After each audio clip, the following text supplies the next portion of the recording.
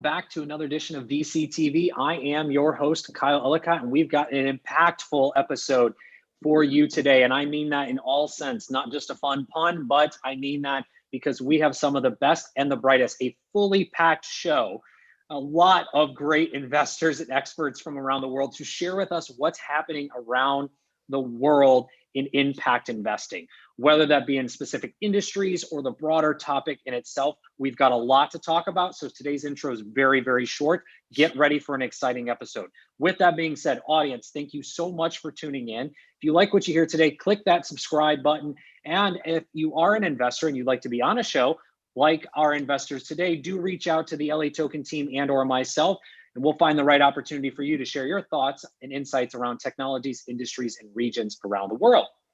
Entrepreneurs, said it once, said it twice, said it a third time. I've said it too many times, but here's again a reminder.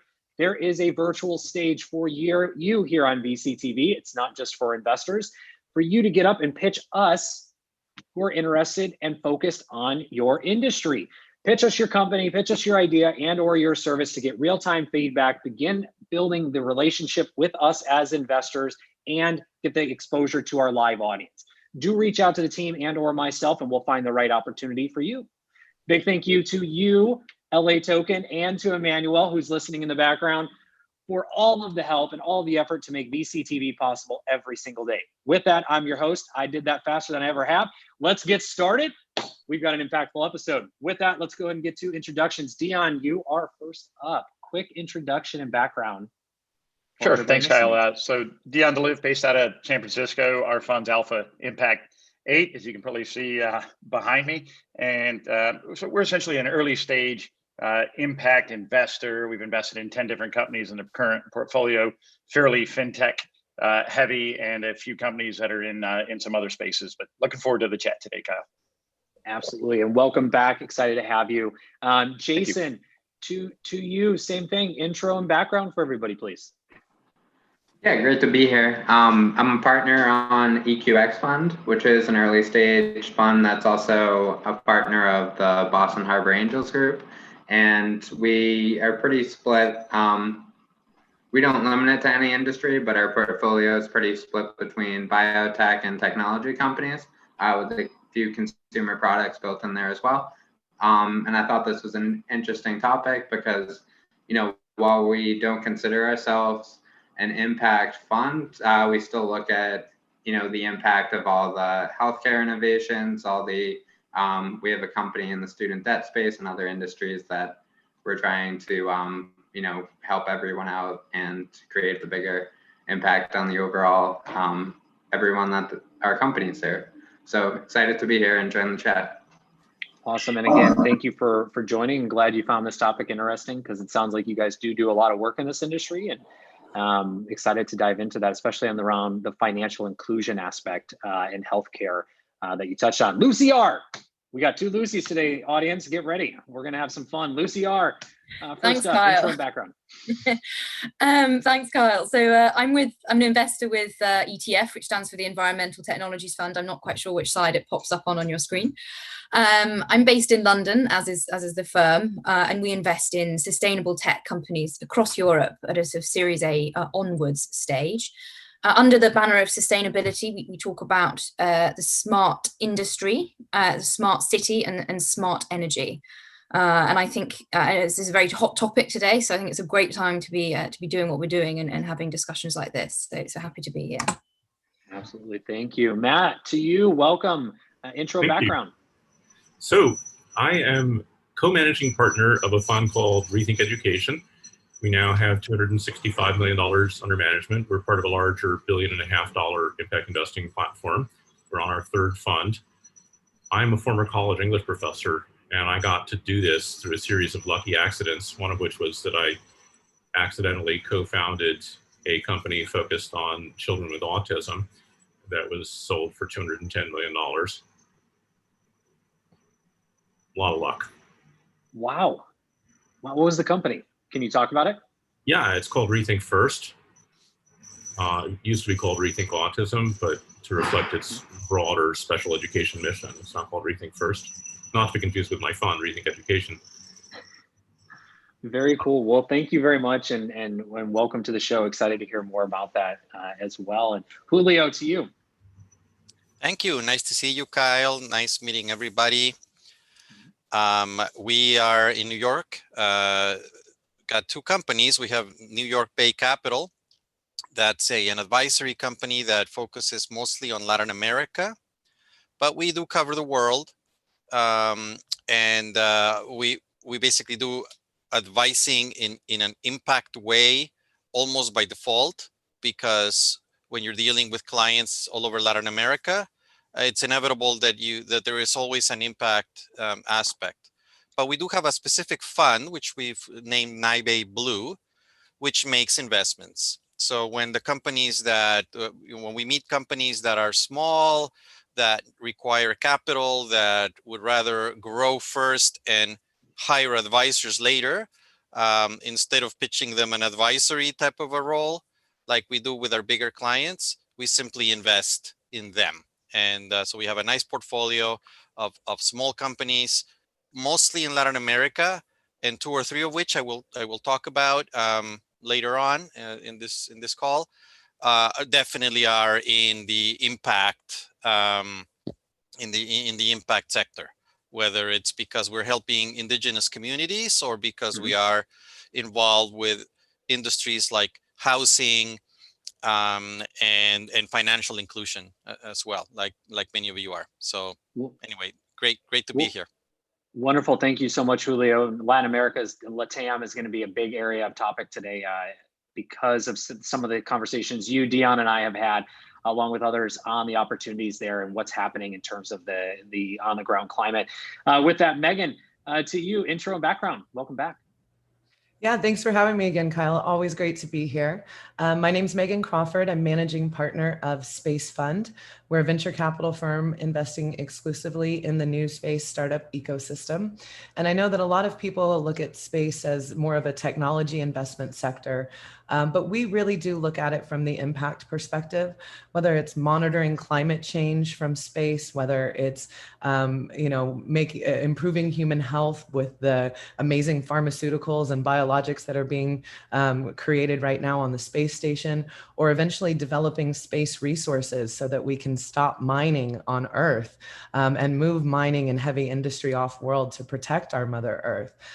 Everything that we do and our founders are really focused on protecting the Earth and protecting and expanding the domain of life into space. So we see everything that we do from this impact perspective. And so not just the technology side. So I'm really excited to talk a little bit more about that and help your viewers understand why investing in space is one of the biggest impact investments that can be made right now. There's also some of the coolest stuff happening that you've mentioned on previous episodes of VCTV here around what we're doing in space, and it's relevant to today's topic. So I'll hold that and let you tease it out here in a little bit. Keith, welcome back to the show. And also, again, congratulations on the launch of your new project, which I hope you tease out again to our audience, but a little intro, a little background for everybody. Hey, Kyle. Yeah, it's great to be back here. Impact is everything that I've done for the last couple of decades of being a clean tech investor. Initially on the corporate side, started with Mitsubishi Corporation, was then president of BASF Venture Capital America, and then 10 years with Pangea Ventures, raising and managing funds 3 and 4. Earlier this year, I split off and developed a new investment thesis. It's kind of a hybrid PE-VC approach. It's called Upper Stage Ventures. We're acquiring companies, and the first ones that are moving along, forming the beginnings of the portfolio, are very impact's I developed a passion for the space really when I was at Mitsubishi, and we were focused on clean energy. And then at BASF, I began to learn about the agricultural side of things. And that is one of the most impactful areas in terms of CO2 abatement, in terms of feeding the world, and also in terms of social impact. There's so much room on the agricultural side, which is why I'm very passionate about food and agriculture as investment topics. Wonderful, and welcome back, and again, congratulations. Last but not least, Lucy D. Lucy, number 2 at this moment, but not second in general. So Lucy, to you. Hi, thanks so much. Very relevant what you said, actually, Keith, to where I live right now. So I live just outside of London in a place called Forest Row, and there's 2 biodynamic farms here, as well as there's quite a sort of strong ethos of Waldorf Steiner education, which is very much kind of living in harmony with nature. And, you know, the farms have had, you know, significant investment into them, and the outlay at the beginning is vast, but the potential for profitability is much higher when you don't use pesticides long term. So it's really exciting to see those develop. My background is in wealth management, so I used to do a lot of work at Berenberg, Schroders, Cazenove, and then an angel investment platform called Syndicate Room, all around kind of connecting investors with entrepreneurs and encouraging more capital to go into sustainability and impact. So I'm really here, just fascinated to hear what everyone's got to say, really excited about the future, and hope we can all kind of change investment for the better. Absolutely, and thank you. Welcome everyone again. We've got a ton of great things to talk about, so let's get started. Dion, to you. What is the current state of impact investing from your viewpoint around the finance and financial inclusion side, as I know it's a big area of focus for you? It is our dominant area of focus, and like Julio, we focus quite a bit on LATAM. All of our founders of our portfolio companies are diversified founders, and most come from the LATAM region. And so, yeah, I mean, there's a lot of new developments, but what I think about, particularly financial inclusion, is if you look at low Earth orbit satellites, connectivity to Wi-Fi that we didn't have previously. So suddenly, simply put, is, you know, we look at the world where second world, third world, parts of first world, if you will, countries like Mexico, but regions that didn't have access to a smartphone, suddenly you have that in your hand, and you want all the services that everyone else in the world wants. So we have companies that are doing bill payment platforms, so you can do FX exchange without having the fees of the classic Western Union type of things. You've got, you know, white label bill pay, where, you know, in America or in Europe, you've got your HSBC account or your Bank of America account, and you take for granted that you can do bill pay. Suddenly we're seeing that in places like Chile and others that never existed. And maybe lastly, you know, when I look at sort of the financial inclusions, we look at even more on the political side, not US politics related, Kyle, I'll stay away from that. But I look at like Argentina and what have you, and we've got a company, you know, doing AirTM, which is, again, on the FX exchange side, using cryptos for liquidity to come in and come out of very small, you know, average kind of a 18 US dollar type exchanges, but being able to do that inexpensively. So I think in the world of fintech, which is very broad to be brief, is, you know, the innovation right now is it's just so rapid, and it's because it's solving real world problems and giving access to these kind of services that people, you know, the underserved have never had. So we're very passionate about that. Well, and it's time. I think it is the best way to say it. It's late, but it's time. There's no longer an excuse to delay it, and there's so many that deserve that opportunity. But also, everyone should have the same type of access when it comes to financial inclusion. And Julio, I want to turn it over to you to continue that discussion. What are you seeing as the current state of impact investing from the financial inclusion side as well? I agree with what Dion said. It's the population in Latin America is you know, long overdue full access to financial services. Governments are taking this seriously, and so governments are helping in I mean, it's in everyone's interest, but primarily tax collectors and government officials, to make sure that everybody is counted, that everybody is included, that everybody is reachable, and that everybody has their cash in the bank. Because it has to be said, Latin America also suffers, some countries, from money laundering and, you know, criminal activity that is you know, obviously heavily cash oriented. So for all those reasons, I've seen, you know, great transformation over the last 20 years. I mean, I've been around for a while, since the 80s as an investment banker, and focused on Latin America. And the world today is quite different for the average person, and certainly for the lower income echelons of most countries in Latin America. There are always exceptions. Cuba is still behind the times, and Venezuela, instead of going up, went down. But other countries, Argentina, very interesting example, as well as Mexico and others, have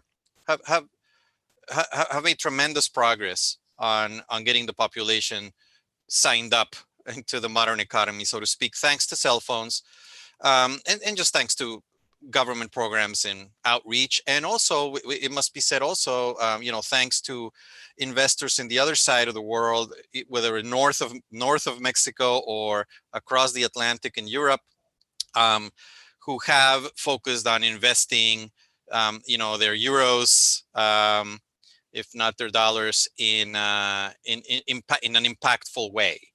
And now multinationals as well as multilaterals all have certain boxes that you have to check in order to make investments, which have to do with the idea of impact investments. And so we're all very thankful, anyone who is in Latin America, no matter where you're from, thankful for the attention that the world has put in. We've invested in a couple of companies. One of them is it's called FIDE, FIDE. It is a money transfer company that specializes in transferring money from Spain to various countries in Latin America.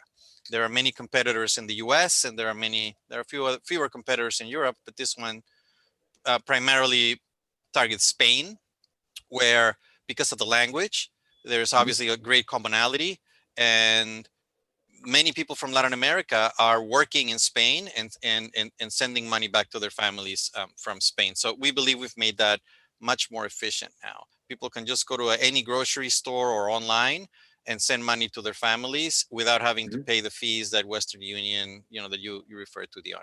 I'll talk more. I could go on and on. I think we're doing well. Good.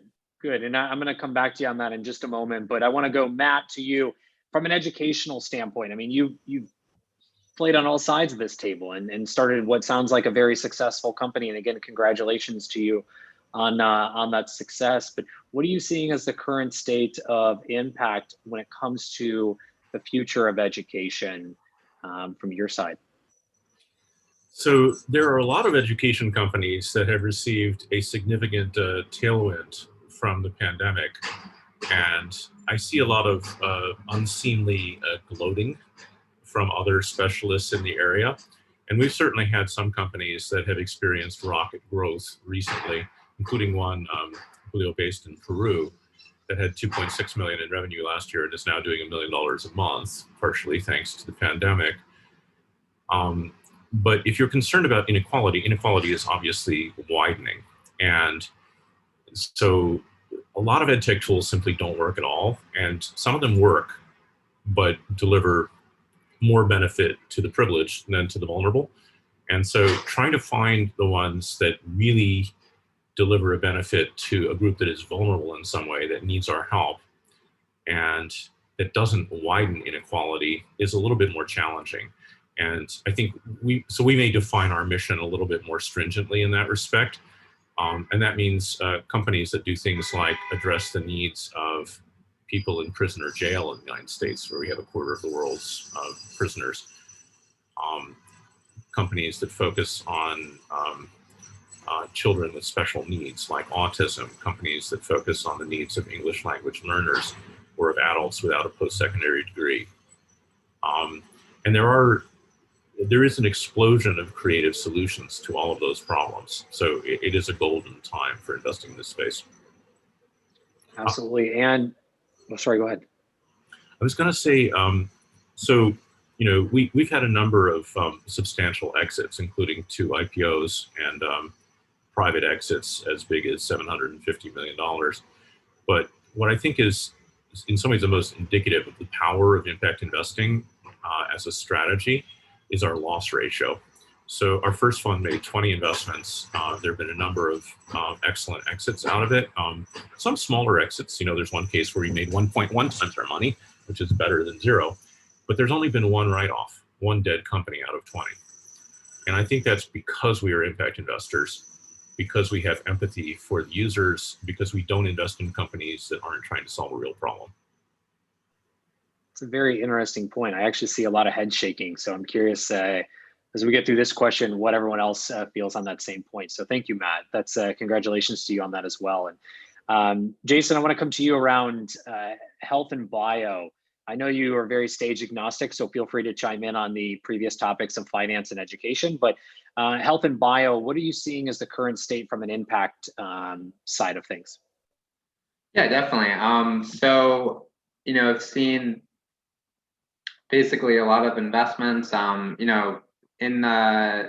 in the drug development space, people are like looking to tackle both the longstanding concerns in cancer and other industries there, as well as like we've gone into and we have some investments in that space, but also throughout this, we have one investment now in a COVID related company that was originally going after like the flu pathway, and now they have an accelerated FDA trial through this. So there's some other government initiatives as well to accelerate some of the companies that can have more of an impact now. They still had a big problems they were solving in the past, but they have even more that are sort of urgent needs right now that can have accelerated pathways.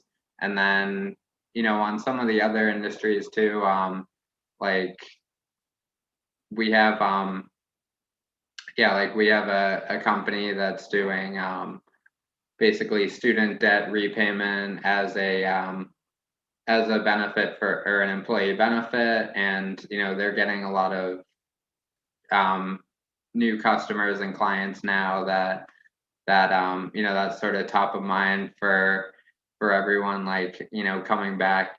How can companies incentivize? There's a pretty big employee pool now for when the hiring starts picking back up, and how can companies incentivize the right employee or the best employees to come with them, and also like provide and give back to everyone that they're bringing on board. So we look into, I agree with the previous statements that like having an impact is important on the financial side as well, because they're solving a real world problem that people care about.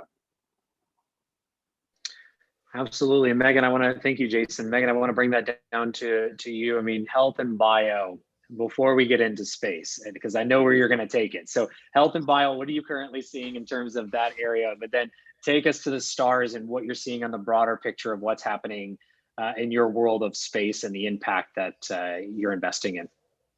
Yeah, from the health and bio side, some really interesting things are going on in the International Space Station right now.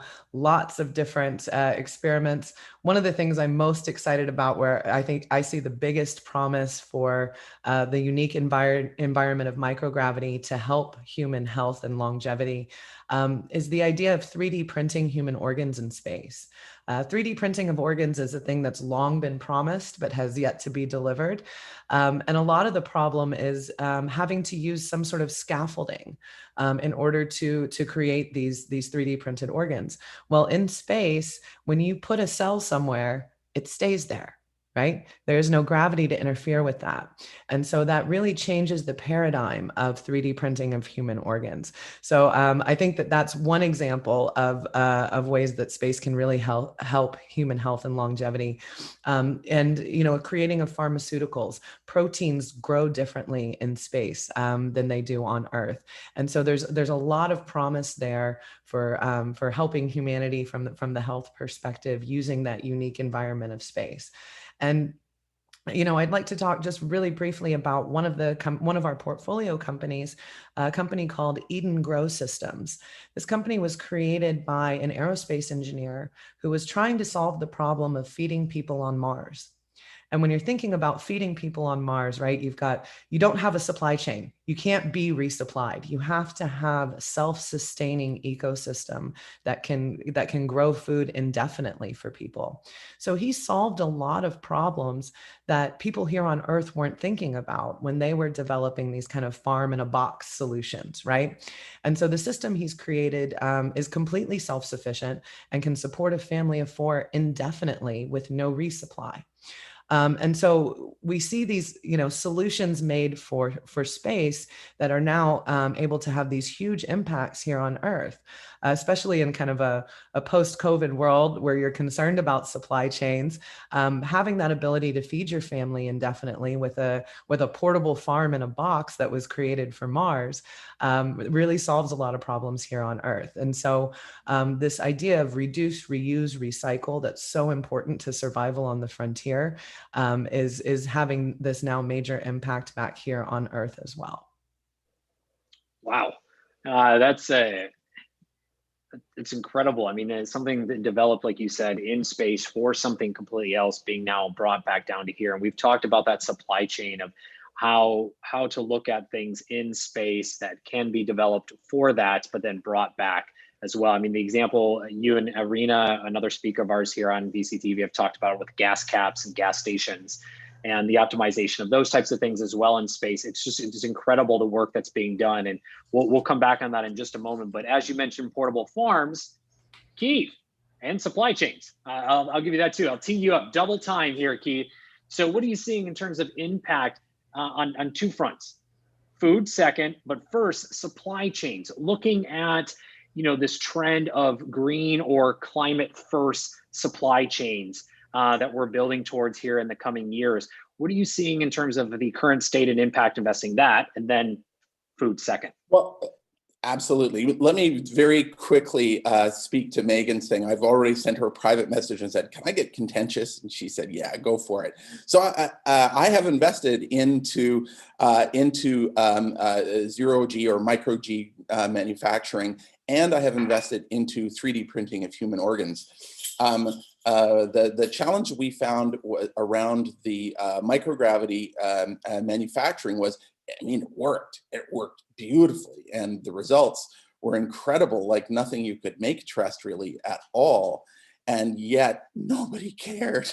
It was really, really tragic. It was so disappointing. We had this beautiful stuff, and all of the buyers are like, yeah, this is interesting. We'll evaluate this. And they'd buy onesie twosies, and nobody really knew what to do with it because everything was spec'd for terrestrial stuff. So you're talking long timelines, and this would be great if we had a debate and Megan could come back and we could have a lot of fun with this. But that was the challenge we had there. Was again, going to the point I've made in our previous impact episodes. If you're not actually selling the thing that is supposed to have the impact, then you're not actually having an impact.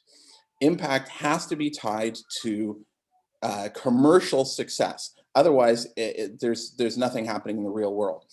On 3D printing of organs, I'm also, like Megan, really excited about that space. I've invested into a company called Aspect Bio that's already commercial with its printers, but also with relationships that have been announced with several strategic partners for printing of organs. And that is going to be very impactful in the future. What I love about it is that these guys are actually bringing in revenue right now.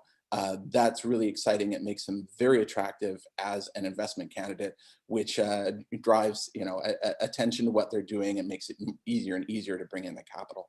So going to your point, because we're pressed for time, I'll just make one point: supply chain, logistics, CO2. CO2 is one of the biggest problems around logistics. If we can source locally, and I'll tie this into agriculture, talk about locally grown products. We don't have shipping or as much shipping. We don't have cold chain issues, all the energy that's associated with that. There is an enormous CO2 impact around that. Do I have time to get more into detail?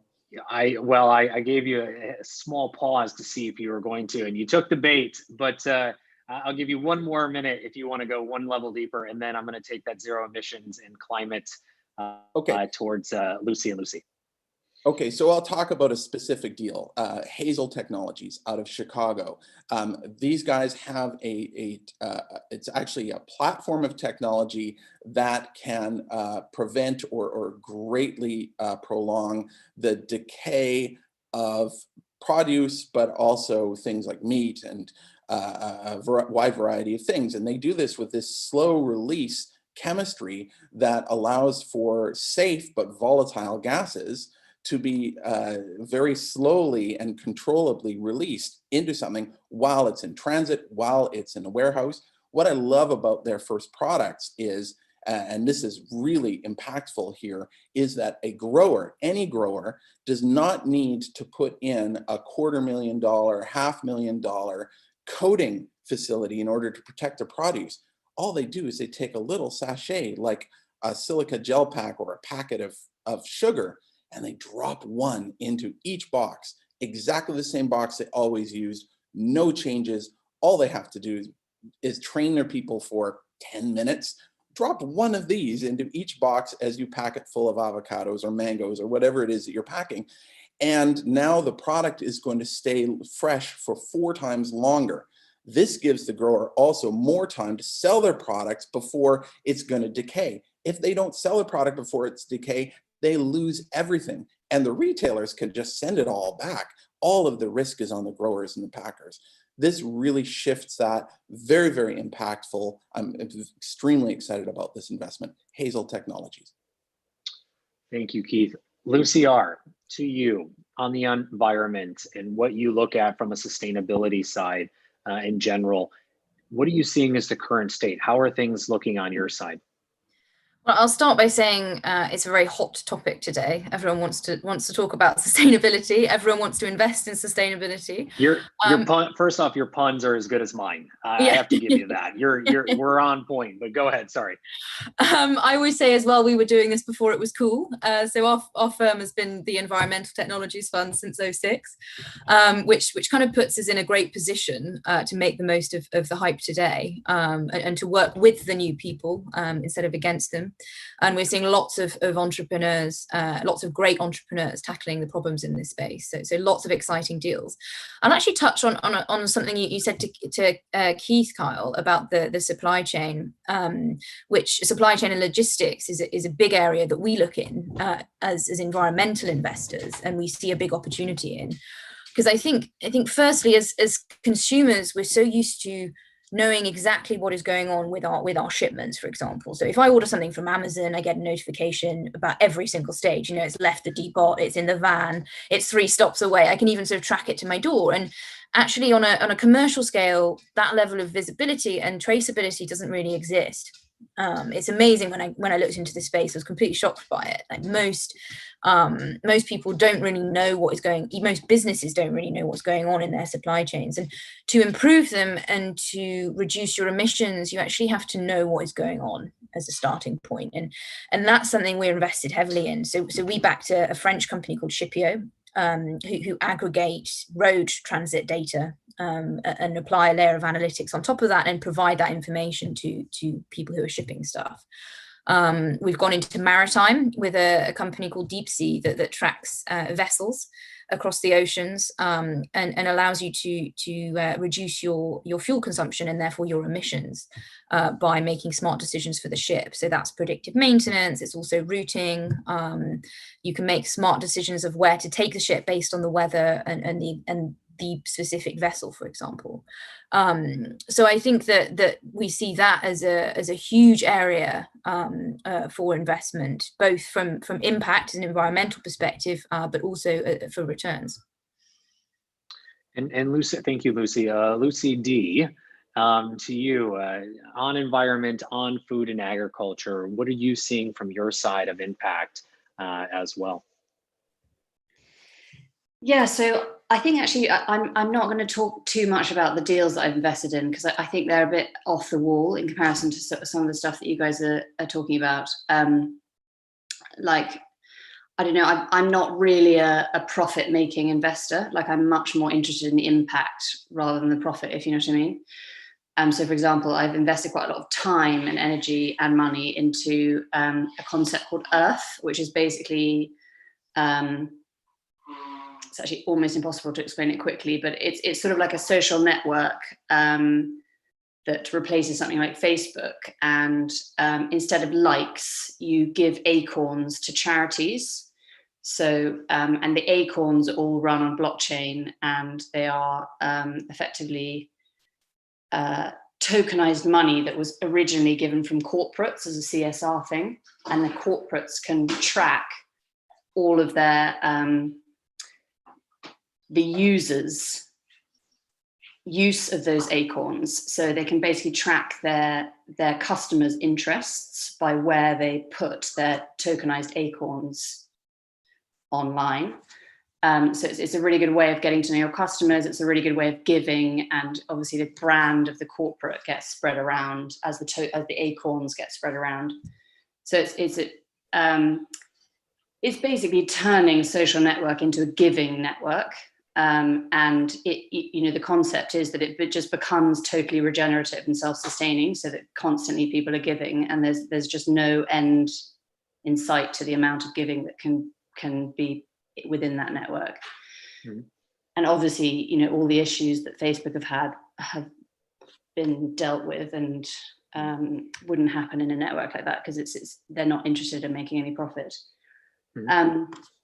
But in general, like on the environment and stuff, I think for me, I'm actually, the thing that I find so difficult right now is that with impact investing, almost every company that I've invested in, there's always been a point where the entrepreneur's gone, shall I make a bit more money or shall I do a bit more good? And that is just the really, really hard thing, and the question that we all ask ourselves every time we're dealing with an impact investment. And so I've been looking at a lot of different ways of structuring impact investments that mean that financially you don't have to ask yourself that question, that actually it's kind of just totally regenerative in nature, the whole kind of the way the investors are locked in, and the way that the entrepreneur wants to lead the business. And a lady that I've come across that I just think just deserves a massive shout out here is, she's called Oni Patton Power. You may have come across her. I'll put a link to her LinkedIn here, but she's doing incredible work at trying to help people to understand the many different ways you can structure a deal. And basically you can pretty much do anything you want. You just have to have a good lawyer. But it's all about making impact investing kind of really, really helpful for the entrepreneur. So they're given an opportunity to really explore what they're doing more. And if an entrepreneur is really, really well-meaning, they genuinely will make a difference. It's just about giving them the space to do that. So yeah, I'd check her out. She's got a really interesting business. What's it called now? Well, space and time as well. I mean, that's the thing. Some, stuff that we're talking about today, just to add on, and I know Matt had a comment, but real quick, I mean, this stuff doesn't happen overnight. Making these types of investments that you have all touched on are very impactful, but also very long games, and that's okay. And we have to know that, understand as an investors, but as entrepreneurs, Lucy, to your point, as I transition to Matt here, you have to be in it for that. And you have to understand that it's going to be a long time, and it's not going to be an overnight success, and prepare yourself both mentally and otherwise for such a journey. And Matt, I want to come to you real quick, because I know you had a comment. Lucy, I know you're looking for that link, so feel free to drop in the chat and I'll share it with the audience. But Matt, to you, I saw you had a comment on Lucy's point. Yeah, Lucy, I've done a lot of thinking about that question you just raised, and we've experienced relatively little mission drift within our portfolio, almost none at all. And part of it is because we're looking for models where the impact is sort of hardwired into the business. So the business model pushes them in the direction of continuing to have a positive impact. That's certainly not true for all business models in education. But if, for example, you're focused on children with special needs, or on getting employers to pay for more education for their workers, then every additional dollar that you make is going to do some extra good in the world, with various complexities and nuances. But yeah, I've certainly seen a lot of other investors who have a nominal impact commitment invest in companies that are quite negative in their impact in some ways. And with that being said, Matt, I want to switch over to our lightning round here. And before we get to closing thoughts for everyone, I want to come around for areas of opportunities. So where do you see the areas of opportunities? Where do you see the gaps, Matt, to start with you, that people should be paying attention to, whether it's in education or all of these areas, to look at either from an investment side or for building? And again, I'll be coming to everyone. And Matt, I know you have a short time frame. So after your comment, if you can, let everyone know where they can find you online. Just a quick shout out for you as well. Yeah. On Twitter, I'm at Matt Greenfield. I'm on LinkedIn. You have my email from the calendar invitation, and I invite you to reach out to me and compare notes. So I have a sort of list of open RFPs for unsolved needs. We need an addictive game, a sort of Candy Crush of literacy that teaches people to read without a teacher. It seems like a very obvious thing. We still don't have it. We need an infinite number of companies that give people better job opportunities for free in a relatively short time frame, what I sometimes call minimum viable upskilling. So we have one company that I deeply love that is focused on older people, and they focus on retired teachers as their employees. They give them 2 weeks of free training, and then they can work as guides teaching other people, mostly seniors, to use electronic products online for $25 an hour from their own homes. And they use their full skills as well. So just continuing that re-education mentality as well. Well, thank you, Matt. And Dion, I want to thank you, Matt, again. And for everyone, I will put Matt's links in the show notes. Dion, to you, areas of opportunity, where do you see them? Where should people be paying attention? Sure. So, I mean, for us, I mentioned we focus a lot on financial inclusion and fintech. The second area that we look at is what I call future of work and talent tech. And to riff a little bit off of what you just said, Matt, is, without shameless plug for the companies, but, these platforms for people to engage in work and to engage, a more diversified workforce, to work how you want to work. So, I think about the marketplace platforms, like one that we have is Snap Nurse. So literally an Uber for nurses. But the special thing that they did is they figured out how to put all the credentialing in the US onto their platform, so that, a hospital literally can go and self-select the nurse in a way that without going into details, other companies hadn't. But what that enabled the nurse to do is then she or he to take, 1 shift, 3 shifts, 3-week gigs on the contract workforce, and be able to self-select those and to do that really efficiently. And then I looked at, though, into the impact. And when I think about talent tech, and I get really excited when I think of some opportunities there of just how are people, not just because of COVID from home, but how are you engaging for white collar, for less white collar type of positions, but how are you engaging in work? And then what does that mean for inclusion? So now all of a sudden, I mean, you probably saw, the company Handshake just raised about another I think it was an $80 million raise.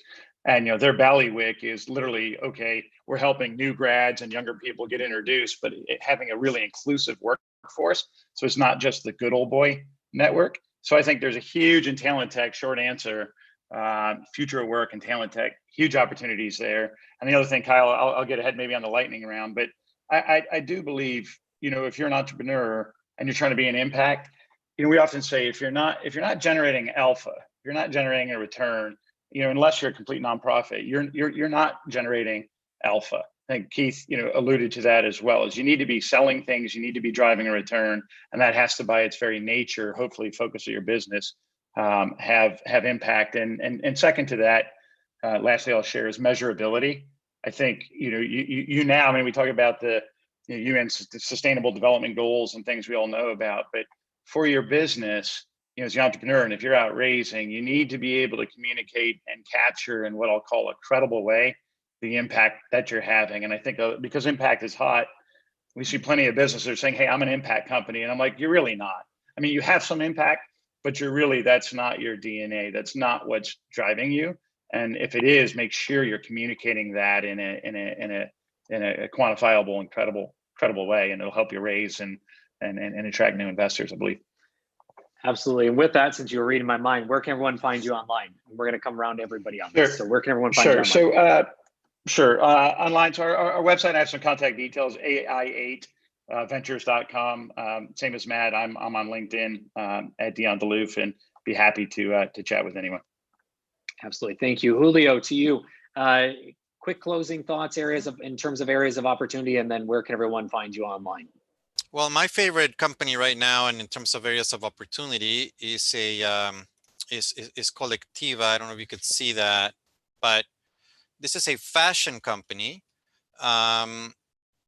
which really relies on indigenous communities in Mexico, and uses their designs and their ideas to design, high quality dresses. And these dresses are sold at top stores. Bergdorf Goodman being, I guess the top store in New York is a good example. They have actual impact because the communities that they work with, simply do not have, sources of income comparable to a company coming in and really paying well for a, for a product. And then the product, of course, has very nice, nice looks. These are some of the individuals who make the garments. They use really techniques that have been developed over hundreds of years, but yet the design element of the entrepreneur has elevated the quality of this, so that it's not just something you could buy at an airport as some kind of a curiosity or of a souvenir.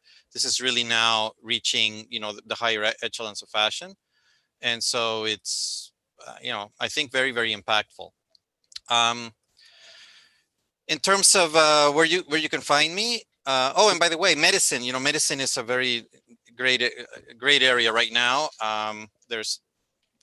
Where the pandemic has enabled many companies to focus on reaching populations, preventing the spread of disease.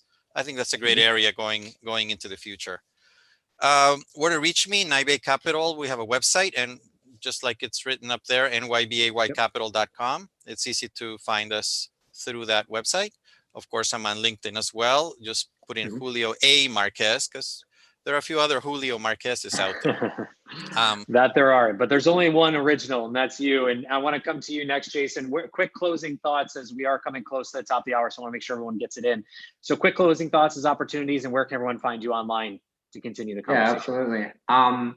So I think, there's still a lot of areas that basically have really outdated systems, and, there's more streamlined ways now with new technology. Just to give a quick example, like one of our companies, OmniLife, they're focused in the transplant center space. And so, the system beforehand was when an organ donation comes in, the organ procurement organizations would call every single transplant center and hospital in their network to try and figure out like who had patients in line that would be a good fit for that donation. And now they can use this technology platform that OmniLife developed to sort of streamline the whole process. So, there's a lot of opportunities in the medical and digital health side. There's a lot of, various other industries that it might have, the solution itself might not be a huge technical innovation, but for that particular industry, there's really nothing else out there right now. I think there's a lot of companies that fall into that category, and if they can get it, and it's great. Like companies like that are really out there saving lives, creating more donations and efficient systems. And then there's a lot of exciting opportunities right now, and ways especially like to help companies that that haven't shifted over and sort of were forced to shift over to more new technology right now than they had before. And yeah, real so quick, Matt, sorry, or Jason, apologies, Oh, yeah, we're running just short on wanted to time, so share. where can everyone find you? Yeah. So yeah, they can find me on LinkedIn. Our fund is eqxfund.com, and my personal website is jasonkraus.me. Wonderful, thank you. Megan, to you, where can everyone find you online, and quick closing thoughts of opportunity? Yes, so we're fairly easy to find online. We are at spacefund.com. And you can find me on LinkedIn. Megan is MEAGAN. If you get that spelling right, I'll be very easy to find both on LinkedIn and Twitter. And so as far as opportunities are concerned, what we're looking for are kind of two basic things, right? Improving life here on Earth, and then expanding the sphere of life out into the universe. And so we go back to those concepts of reduce, reuse, recycle that are so important for living on the frontier, and so important for making a sustainable impact here on Earth as well. And there's a lot of crossover technology that works for both. And then eventually the long game is moving mining and heavy industry and all of those things off world. I'd love to see the entire Earth designated as a national park, and that everything dirty happens up in space where we're not affecting any environments or biospheres. So anything that helps move us along to that level is an opportunity that we're interested in, and we hope you will be as well. Absolutely, thank you. Keith, quick closing, where can everyone find you? Great. You can find me on LinkedIn. You can find me on Twitter at Keith A. Gillard. My new fund is upperstage.ventures. And as for things that are impactful right now, I'm really focused on supply chain. I think there's fantastic opportunities there for impact and, of course, to make money. Absolutely. Lucy R. Thank you, Kyle. My closing thoughts were, I agree with Dion that the companies that can have the biggest impacts are the ones that are financially viable and stable. And personally, I'm passionate about finding companies where it's the best way to do something, whether that's a new technology that just gets the best out of something that then is also the most environmentally friendly. For example, we have a company called eLeather that takes waste from tanneries, so the cuttings of the edge of an animal hide, and reconstitutes it into an upcycled leather product that is stronger and lighter than your traditional leather, which is loved by car companies, airlines, etc., just because it's lighter and they save so much fuel. Plus, it's an environmental product. It's also in the fashion space, so I agree, Julio. That's a huge area. So they are doing trainers for Nike, and I think that's a huge area for impact. Otherwise, I think food is another big one. And you can find me on LinkedIn, Lucy Rands, and our website is etfpartners.capital. Wonderful. And last but not least, Lucy D, close us out. A quick closing thoughts, and where can everyone find you online? Closing thought is, I think with impact, I agree, it's got to be financially sustainable, but I think the main thing is it benefiting people and planet? And it's so easy to think it's giving impact, but actually somewhere else it's having a negative impact. And would it happen anyway without this particular chunk of investment?